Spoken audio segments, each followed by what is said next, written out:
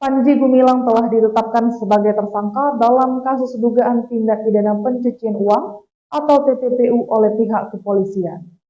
Pimpinan Pondok Pesantren Al Zaitun Panji Gumilang ditetapkan sebagai tersangka kasus tindak pidana pencucian uang.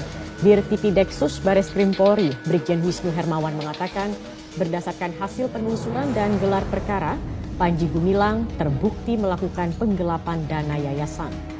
Wisnu menyebut pada 2019, Panji Gumilang menerima pinjaman dari bank sebesar 73 miliar rupiah.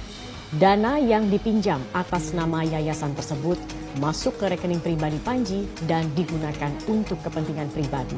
Namun cicilannya diambil dari rekening yayasan. Selain itu sejak tahun 2016 hingga 2023 diketahui ada pembelian aset pribadi Panji Gumilang yang berasal dari uang yayasan. Direktur Tindak Pidana Ekonomi Khusus atau Dirtipideksus Bareskrim Polri, Brigjen Wisnu Hermawan mengungkapkan bahwa penetapan Panji Gumilang sebagai tersangka terjadi setelah dilakukan gelar perkara. Wisnu dalam konferensi pers yang digelar di Bareskrim Polri, Jakarta Selatan pada Kamis 2 November 2023 menyatakan setelah melakukan gelar perkara, kesimpulan yang dihasilkan adalah bahwa Panji Gumilang telah memenuhi unsur-unsur pasal-pasal yang relevan dan karenanya statusnya ditingkatkan menjadi tersangka dalam kasus tersebut. Wisnu melanjutkan dengan menjelaskan bahwa gelar perkara tersebut melibatkan penyidik bersama pengawas internal dan eksternal, serta sejumlah ahli termasuk ahli pidana, yayasan dan TPPU dari Pusat Pelaporan dan Analisis Transaksi Keuangan atau PPATK. Dalam proses penyelidikan, penyidik telah melakukan pelacakan terhadap aset dan transaksi yang terkait dengan Panji Gumilang. Hasilnya terungkap bahwa ada ratusan rekening yang kemudian telah diblokir. Panji Gumilang juga dikenal dengan beberapa alias seperti Abdurrahman Rashid, Panji Gumilang, Abu Totok, Abu Ma'arif, dan Syamsu Alam.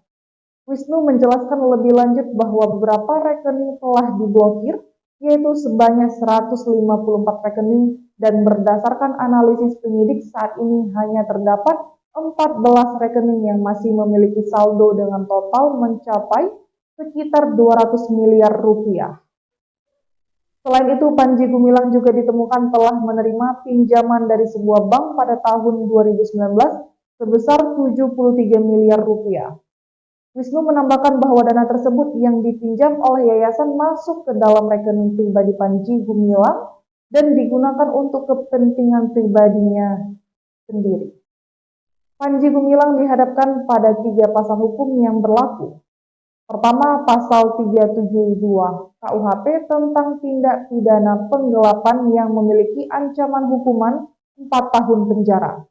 Selanjutnya, ia juga dijerat dengan pasal 70 dan pasal 5 Undang-Undang Nomor 28 Tahun 2004 tentang perubahan atas Undang-Undang Nomor 16 Tahun 2001 tentang yayasan. Terakhir, ia dihadapkan pada pasal 3, pasal 4, pasal 5, dan pasal 10 Undang-Undang Nomor 8 Tahun 2010 tentang TPPU. Demikian Jenis TV melaporkan. Jangan lupa di like, comment, share, and subscribe channel berita kami ya.